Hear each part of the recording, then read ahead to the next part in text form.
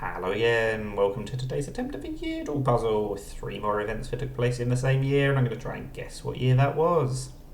Now, I've heard of Don Quixote, he's very famous, but I do not know when it was written, so that doesn't really not do me any favours at all.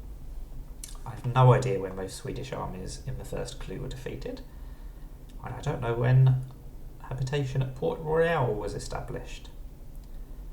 The Gregorian calendar is adopted. That is very useful.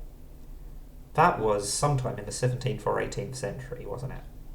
I feel like I've heard this fact before. I really can't remember exactly when it was, which is a little bit annoying.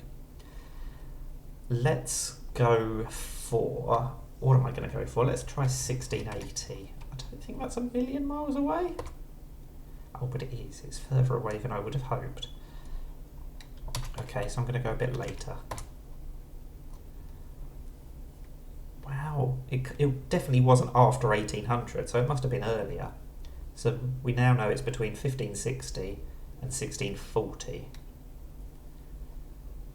What do I want to do? Let's just go for...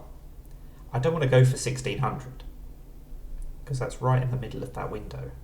It's just not going to help us, is it? It'll probably tell us we're 11 to 40 years off, and I won't know whether to go earlier or later. So if the window is 1560 to 1640, I'm going to go slightly later than the middle of that window. Let's try 1620. I've got 1636 in my head now, but we'll work towards that if the clues lead us in that direction,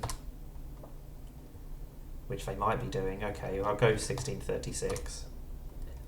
So it turns out it's a bit earlier. It's now got to be between 1596 and 1610. 1596 and 1610. Okay, now I am just going to go for 1600.